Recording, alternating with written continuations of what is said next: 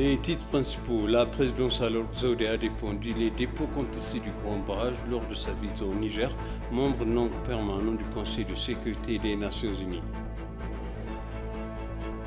Le Centre national éthiopien de recherche en biotechnologie agricole a déclaré qu'il encourageait les agriculteurs à cultiver du café dans les zones où le café n'a pas été bien cultivé.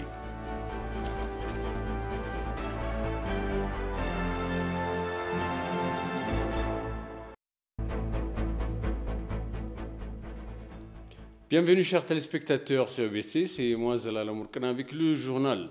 La présidence Sahle-Work Zewde a défendu les dépôts contestés du Grand Barrage lors de sa visite au Niger, membre non permanent du Conseil de sécurité des Nations Unies. Pendant ce temps, les responsables égyptiens et soudanais tentent toujours de convaincre leur faux récit sur le Grand Barrage de la renaissance hydroélectrique éthiopien. Suivons les détails.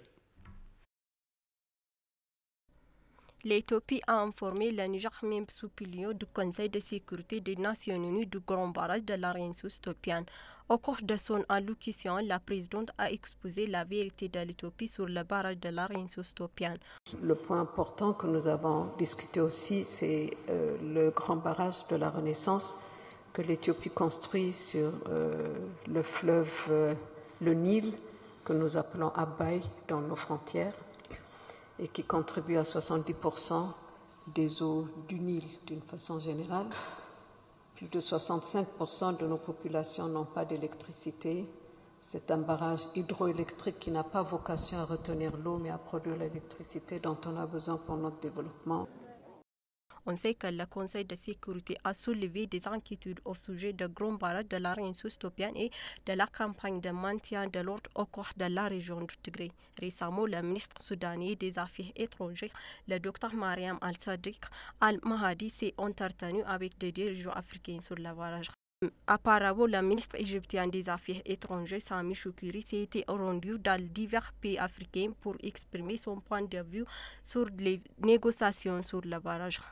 L'Éthiopie continue d'intensifier ses efforts pour refléter la vérité et la position sur le grand barrage de la Renaissance éthiopienne.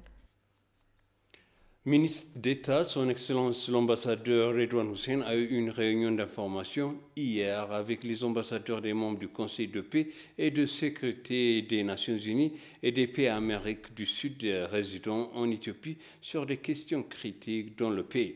Dans son exposé sur la situation au Tigré, l'ambassadeur Redouane a déclaré que le gouvernement avait fait des progrès significatifs pour répondre à bon nombre des préoccupations de la communauté internationale. Rappelant la discussion de l'OUA de respecter les frontières coloniales, il a exprimé sa profonde déception face à la revendication du Soudan concernant l'état régional de la Benchangul-Gums. Discutant du Grand Barrage, l'ambassadeur a déclaré que les préoccupations du Soudan sont correctement prises en compte et que le ministre des Affaires étrangères égyptien a également admis dans son récent discours au Parlement que le barrage ne causerait aucun dommage significatif à son pays. Parlant à l'élection, il a déclaré que l'Éthiopie était prête à la rendre pacifique, libre, juste et démocratique. L'ambassadeur Redouane a répondu à certaines des questions soulevées par les ambassadeurs à la suite de son exposé.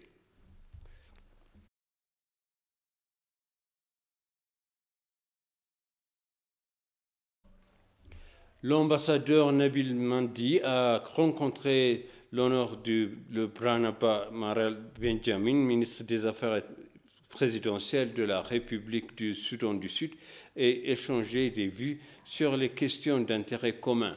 L'ambassadeur Nabil a informé le ministre des dernières améliorations dans la région de Tigré, notamment les secours et les efforts humanitaires menés par le gouvernement éthiopien.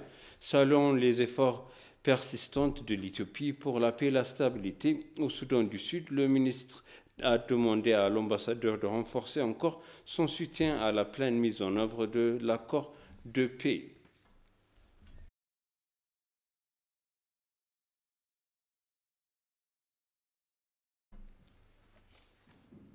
Le ministère de Transport et de DP World ont signé un protocole d'accord dans le but de développer le côté éthiopien de la route reliant l'Éthiopie à Berbera, en l'un des principaux corridors commerciaux et logistiques des routes commerciales internationales du pays. Le protocole d'accord qui a été signé hier à Addis Abeba par son Excellence Dagmawit Moges, ministre éthiopien du Transport, et de Sultan Ahmed bin Saluem, président du groupe du PDG et de DP World, a fait suite à la décision des deux parties d'explorer les potentiels de développement de la logistique. DP World et ses partenaires envisagent d'investir jusqu'à $1 milliard américains au cours des 10 prochaines années dans le développement de l'infrastructure de la chaîne d'approvisionnement de l'angle du corridor.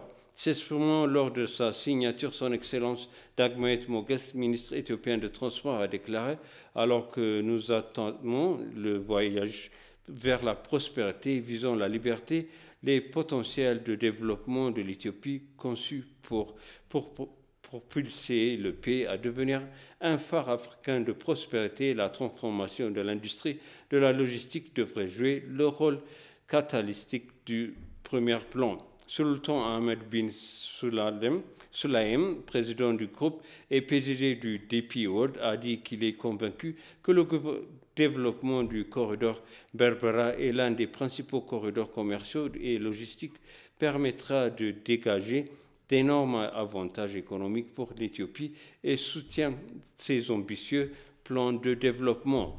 DP World s'est engagé à investir jusqu'à $442 millions américains pour développer et agrandir le port de Berbera, la première phase étant presque terminée.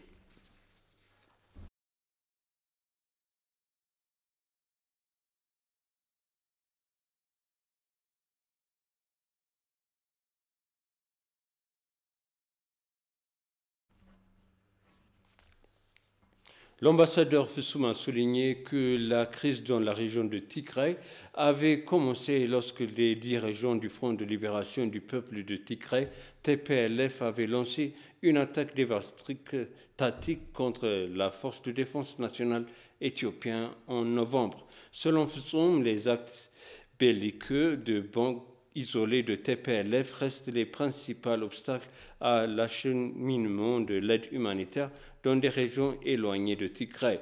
Notons que le gouvernement éthiopien fournit environ 70% de l'aide humanitaire au Tigray. L'ambassadeur Fissoum invite la communauté internationale à accroître ses contributions humanitaires pour correspondre au niveau de préoccupation qu'elle a exprimé à plusieurs reprises. Il a également affirmé l'engagement de l'Éthiopie à maintenir de solides relations bilatérales avec les États-Unis qui s'étendent sur plus d'un siècle. L'accès à tous ceux qui ont besoin au Tigray reste un défi, mais les travailleurs humanitaires travaillent avec les autorités pour surmonter les obstacles pour obtenir de l'aide à ceux qui ont besoin et atteindre des zones auparavant inaccessibles dans la zone sud-ouest, a-t-il déclaré.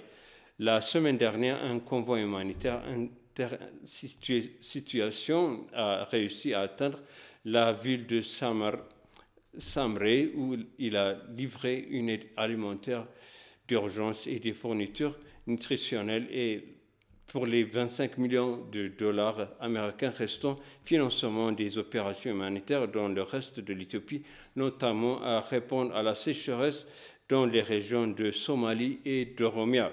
Il appuiera le traitement des enfants souffrant de malnutrition aiguë, servait de la remise dans l'état de système d'approvisionnement en eau et communautés touchées par la sécheresse et permettre aux organisations humanitaires de préposition des approvisionnements vitaux. La réponse humanitaire actuelle dans toutes les Éthiopies, y compris au Tigray, reste insuffisante pour répondre aux besoins de toutes les personnes touchées. Les $65 millions américains débloqués aujourd'hui sont composés de $45 millions américains du Fonds humanitaire éthiopiens gérés par l'ONU, dont 25 millions de dollars américains sont destinés au Tigré et 20 millions de dollars américains du Fonds central d'intervention d'urgence des Nations Unies et 15 millions de dollars américains du don du USD seront dédiés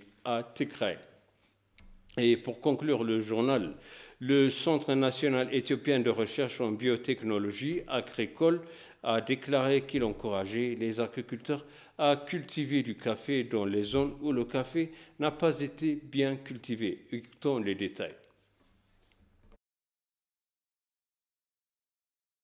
L'Éthiopie est bien connue pour sa production de café, principalement appelée le lieu de naissance du café. On pense qu'il représente la principale culture d'exportation agricole du pays. Cependant, les mauvaises pratiques de gestion, la faible fertilité des sols et les prix médiocres sont considérés comme des contraintes majeures de la production de café dans le pays. Ayant réalisé cela, le Centre national éthiopien de recherche en biotechnologie agricole a déclaré qu'il encourageait les agriculteurs à cultiver du café dans les zones où le café n'a pas été bien cultivé, ce qui est censé augmenter la capacité de production de café. Megersa Fromsa est l'un des agriculteurs de l'État d'Oromia qui a récemment rejoint l'investissement dans le café. J'ai d'abord reçu la graine de café avec les conseils des experts agricoles de nos localités. J'ai alors commencé à cultiver le café conformément à leurs conseils. Et en 2 ans, j'ai pu le récolter. Selon Megersa, son revenu annuel a augmenté de manière spectaculaire par rapport aux périodes précédentes où il ne cultivait pas de café dans ses terres agricoles.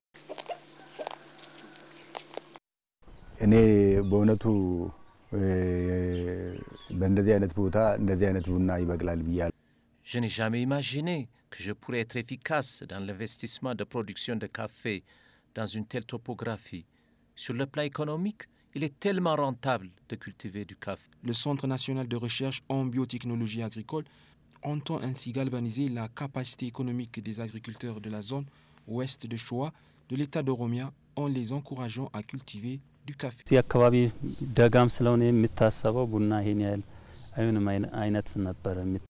Auparavant, il y avait une mauvaise perception de la production de café dans les régions montagneuses. Mais le café pousse bien dans de telles atmosphères. Le café étant une culture de rapport et une boisson préférée de nombreuses personnes en Éthiopie, nous suggérons aux agriculteurs de cultiver du café et de renforcer leur économie. Nous étendrons cette initiative à différentes régions du pays. L'Éthiopie est le centre d'origine du café des Hautes-Terres, Coffea arabica, qui est l'une des cultures les plus précieuses du pays.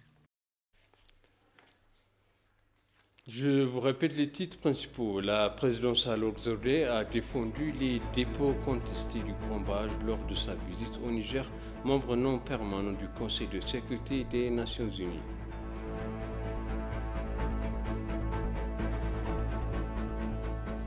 Le Centre national éthiopien de recherche en biotechnologie agricole a déclaré qu'il encourageait les agriculteurs à cultiver du café dans les zones où le café n'a pas été bien cultivé.